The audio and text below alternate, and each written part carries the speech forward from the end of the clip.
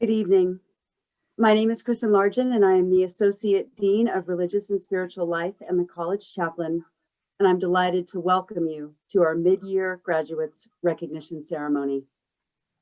I would venture to guess that most of us, maybe all of us, are not where we want to be right now. Oh, we want to be here celebrating the determination, accomplishment, and grit of our mid-year graduating class of 2020, but we don't want to be here in an office, a living room, a bedroom, at a dining room table, spread out across the country, across the world. Some of you far from the college you have called home these past years. We miss you, and we know you miss each other too. And yet we are here together, in a manner of speaking at least. And as we prepare for our ceremony this evening, I am reminded of a poem by Walt Whitman titled "On the Beach at Night Alone." In that poem, he speaks of a vast similitude interlocking all identities that have existed or may exist on this globe or any globe, all lives and deaths, all of the past, present, and future. This vast similitude spans them, and has spanned, and will forever span them, and compactly hold and enclose them. It is a reminder that even in this disorienting time of pandemic, we all, each of us, is held tightly and warm, bound together in the arms of the universe, and connected over time and space. Our lives are interwoven in the one great here of the universe. Sometimes you may feel alone, but you are not now, not ever. So for those who are so inclined, I invite you to close your eyes and open your hearts to gratitude for all that has been, to joy for the celebration of all you are and all you have accomplished, and to hope for a bright future and for all you will do and all you will become. And for those who are so inclined, I invite you to pray with me. All-embracing God, we give you thanks for these graduates, for their uniqueness, for their gifts, and for all the potential for good they bear within them. We thank you for watching over them these past years, for abiding with them, inspiring them, and giving them courage to withstand unexpected hardships and persevere. Now we ask that you pour out upon them a generous measure of grace and courage, that they might be emboldened to go where you lead them, to shine their light in the world's dark places, and to be guided in all they do by your wisdom and compassion. Amen. It is now my pleasure to introduce Gettysburg College Provost, Chris Zappi. Thank you, Kristen. I'm so pleased to welcome you to this special mid-year graduates recognition ceremony. Today, we honor those of you who are finishing your academic requirements mid-year. While tonight's ceremony may look a little different than previous years, we are truly grateful that we can gather together in this way to congratulate you on this remarkable accomplishment in your life. Still, we hope that you will join us again following the spring semester for your official commencement ceremony on campus. There is nothing we would like more than to see this group of graduates process through Pennsylvania Hall and to cheer each of you as you receive your hard-earned diploma. We'll share more information with you about commencement weekend on May 22nd and 23rd as it approaches. Before we proceed with our program this evening, I do want to take this opportunity on behalf of our faculty and all of us here at Gettysburg College to underscore how proud we are of you and of the determination you've shown over your tenure here, especially this year. Your intellectual pursuits have spanned the college's academic disciplines, and many of you have pursued minors in addition to your major or majors. You've conducted innovative research, held leadership positions, and contributed your passions and your talents for the betterment of this community. You have challenged yourselves and overcome hurdles along your path. We know this wasn't always easy. It required you to stretch yourself in new and sometimes uncomfortable ways. Yet when we stretch ourselves, we often find that we can reach higher and reach farther than we ever knew we were capable of. Graduates, there is nothing you can't reach. You are ready to make an impact, and we know you will use your Gettysburg education to make a real difference in the world. Again, we are so proud of you, and we wish you the very best in your bright future ahead. Congratulations to each and every one of you. And now it's my pleasure to introduce Gettysburg College President Bob Giuliano. Thank you, Chris. Thank you very much. And to echo the warm sentiments expressed by Reverend Largent and Provost Zappi, I want to begin this evening by offering all of our graduates a heartfelt congratulations on the completion of your academic requirements at Gettysburg College. And as others have said, on the extraordinary resilience, in particular, that you have demonstrated over the course of the last 10 months.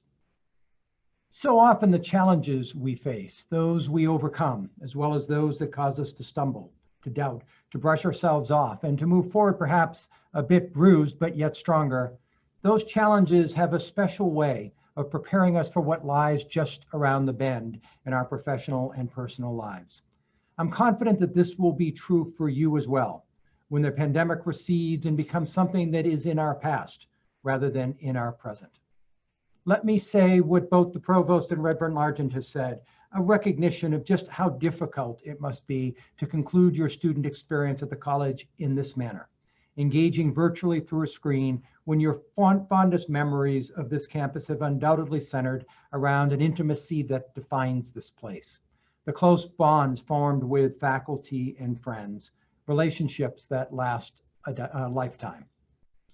Since the outset of the pandemic, we have all been forced to reorient ourselves to a world that in itself has become increasingly disorienting. Still, that reorientation is something this community and your Gettysburg education has equipped you to do. And it's what I'd like to speak with you about tonight briefly.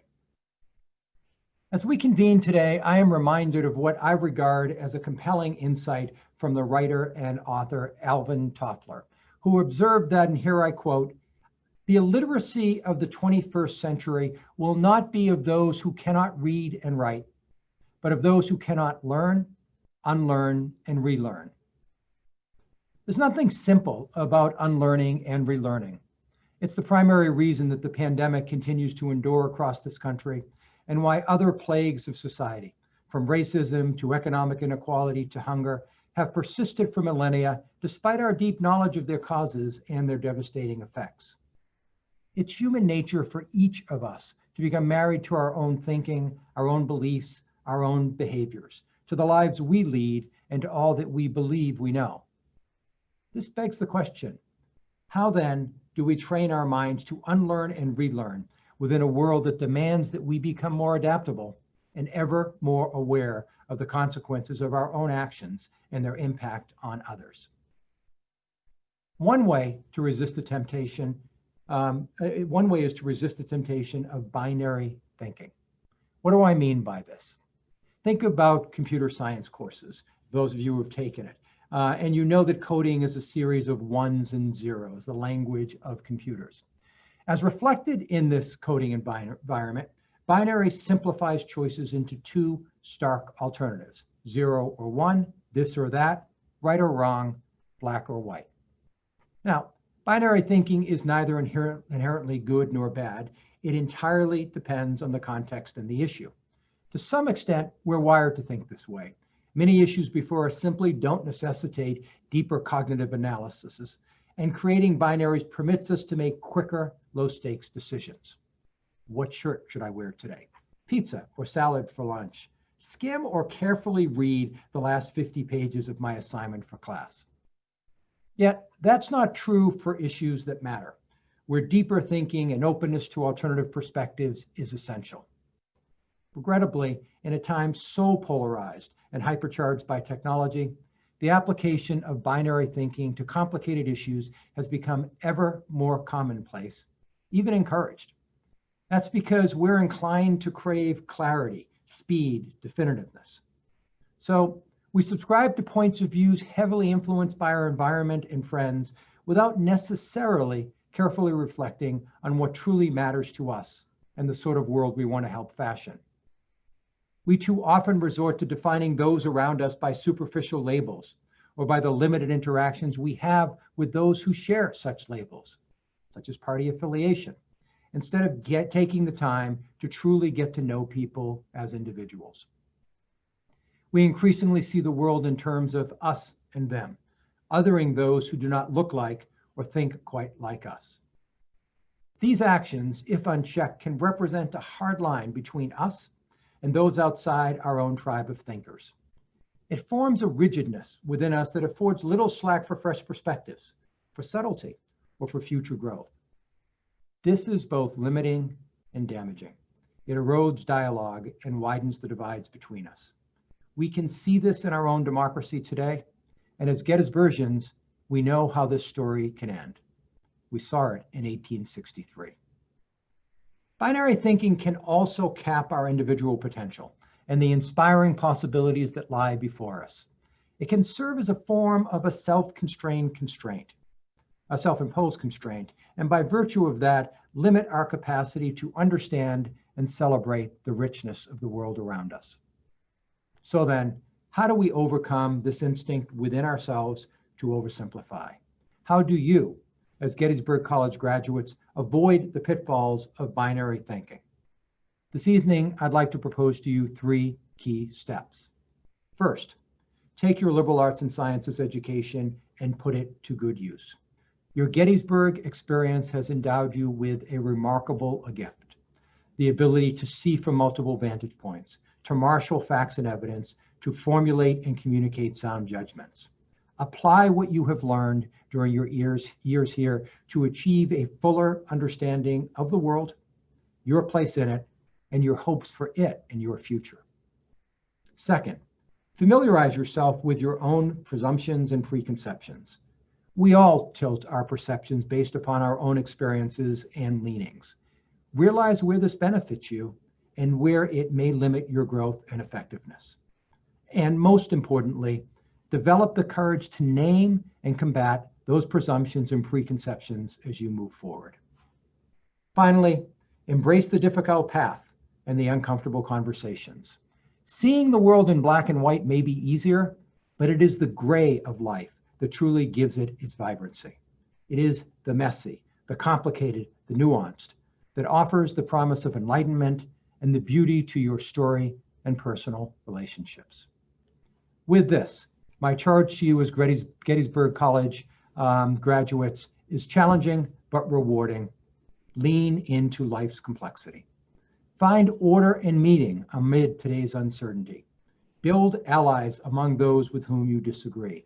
Solve the unsolvable by seeing what others choose not to see, and by acting upon what generations before you have long written off as unachievable. Let me conclude. In Robert Frost's iconic poem, he speaks of 2 roads diverging in a yellow wood. Sorry that he could not travel both, he looked down one as far as he could until it bent into the undergrowth. Ultimately, he chose to take the path less traveled by, and that made all the difference. As you look out into the world and consider who you want to be and where you want to go, you may choose between these 2 roads, the prevailing or the less traveled, or you can take the skills that you have learned here and forge your own path. You can be the first and lead others to a future we have yet to experience or even imagine. You can be different and can be the difference. Graduates, I wish you the very best in the months and years ahead and look forward to hearing about all that you will accomplish out there in the world. A hearty congratulations. It's now my pleasure to introduce Gettysburg College Vice President of College Life and Dean of Students, Julie Ramsey. Thank you, President Giuliano, and good evening, everyone. It's now my pleasure to acknowledge each of you individually. And so we'll imagine that we're giving each and every one of you a tremendous round of applause as we go through the names. Charlotte Michael Aben from Freehold, New Jersey, with a major in history. Congratulations, Charlotte. Erin Renee Albus. Erin is from Eastern Pennsylvania she graduates with a major in cinema and media studies. For her capstone, Erin wrote a screenplay adaptation of The Ones Who Walk Away from Amelis by Ursula K. Le Guin. Nicholas Clark Antolini. Nicholas is from Babylon, New York, with an individualized major. Marissa Elizabeth Belanda from Hershey, Pennsylvania, with a major in political science. Marissa's proudest moment is being invited to join Phi Beta Kappa. Nassim Amir Barnes from Philadelphia, with a major in Africana Studies. Nassim's capstone project was the presence and impact of food insecurity in marginalized communities. Alec Matthew Beck from Danville, Pennsylvania, with a major in biochemistry and molecular biology. In Alec's senior capstone, he conducted a genome-wide association study to find genetic variants linked to the allergic disease eosinophilic esophagitis. Grace Alice Bowen. Grace is from Madison, New Jersey. She majored in biology. During this fall semester, Grace was able to take evolutionary medicine with Professor de La Salle, which provided a new way of thinking about medicine and treatment of disease. Charles Jordan Boyle from Harrisburg, Pennsylvania, with a major in history. Connor E. Carruth from Mount Bethel, Pennsylvania, with a major in economics. Joseph Paul Signa from Massapequa, New York, with a major in health sciences. Elijah Jackson Cormier from Alexander, North Carolina, with a major in art studio. Michael Timothy Dacey from Millstone Township, New Jersey, with a major in OMS, interorganizational dynamics. Michael Stanley Dampf from Weston, Connecticut, with a major in political science. Michael studied abroad at the Hebrew University of Jerusalem in Israel. Abigail Margaret Deven from Annville, Pennsylvania, with a major in biochemistry and molecular biology. Abigail's capstone was a molecular investigation of the diversity of the salmonella populations in the Susquehanna River. Juan Jose Eckert from Philadelphia, Pennsylvania, with a major in computer science. Isosa Princess Ede Osifo from Grand Prairie, Texas, with a major in health sciences. Paige Ashley Evans from Egg Harbor Township, New Jersey, with a major in mathematics. For her capstone, Paige made a digital creation of a Chuck Close style mosaic using discrete wavelet transforms. Emma Catherine Gerchberg from Longmeadow, Massachusetts, did an individualized major. John Patrick Harvard from New Haven, Connecticut, majored in organizational management. His favorite class at Gettysburg was Black Bodies in American Sports. Sidney Ray Giramello from Woolwich Township, New Jersey, with a major in health sciences. Sidney's capstone was an internship at the Children's Hospital, Philadelphia, where she helped investigate effects of cardiopulmonary bypass on neurological mitochondrial stress. Ashley Elizabeth Marie Jeffords from Traverse City, Michigan, majored in art history and spent a semester abroad in Athens, Greece. Nicholas Joseph Krupchek from Danvers, Massachusetts, majored in history. His favorite class was Professor Samji's Islamic Conquest class. Lindsay Rose Lathrop from Kenilworth, New Jersey, with a major in health sciences. Deborah Ludman Farrand from Rye, New York, with a major in organization and management studies. Deborah studied in Florence, Italy during her fall semester of her junior year. Stephen Thomas McDonald from Geneva, Illinois, with a major in psychology.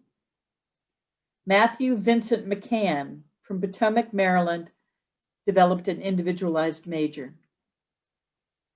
Emma Ray McCartney from Venetia, Pennsylvania, with a major in biology. Harrison Lewis McGuire from Assinet, Massachusetts, with a major in history. Darcy F. Ostrander from Ellicott City, Maryland, with a major in health sciences. Darcy loved all of her health sciences classes and gained a greater passion for nutrition, public health, and medicine. Brittany Repack from Bridgewater, New Jersey, majored in psychology.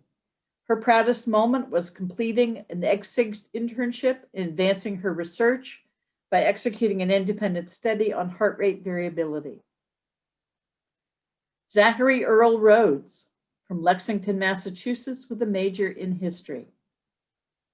John Henry Speranzini from Duxbury, Massachusetts, majored in sociology. John's proudest moment is now graduating from Gettysburg College, and another was being accepted as a brother into Sigma Chi. Emma Carlane Schwartz is from Reading, Pennsylvania, majored in psychology.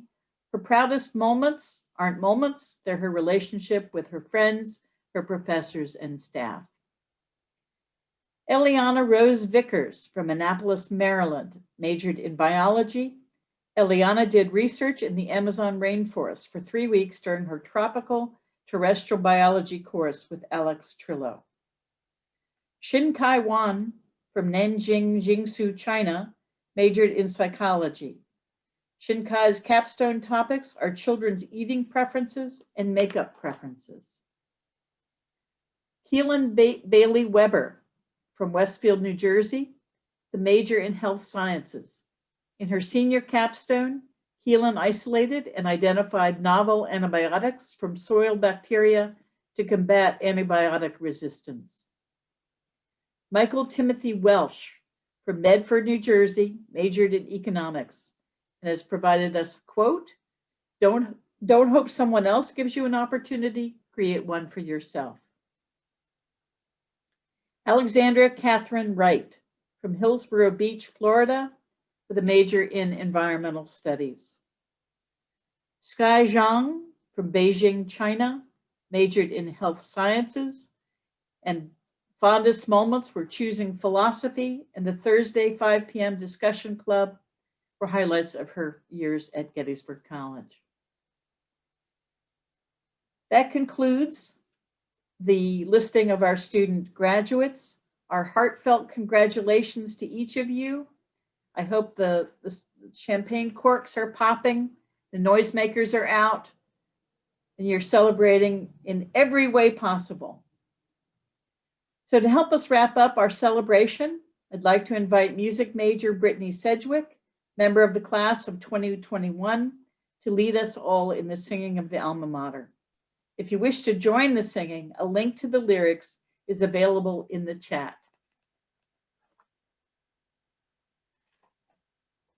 As softly the evening shadows are veiling the campus towers, we come, a band of good fellows, to sing in the twilight hours. The silvery moonlight mantles the worn walls of chapel anew.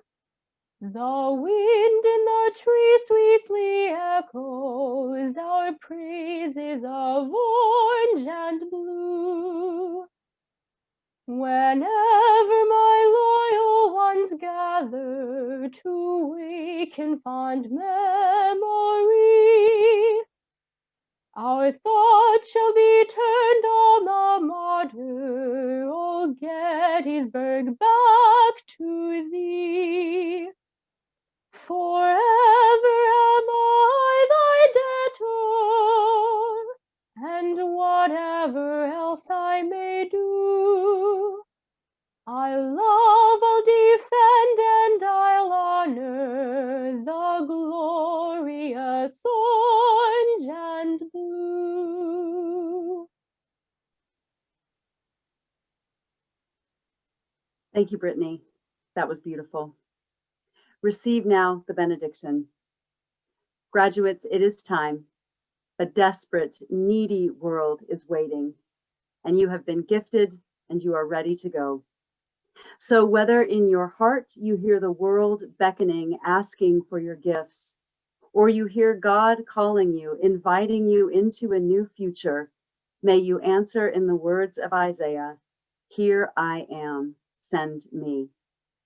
And now may the God who created you in love and adores you still send you out in good courage, trusting that you will be shown the way and given the ability to follow it. You have been blessed to be a blessing. May it be so. Amen.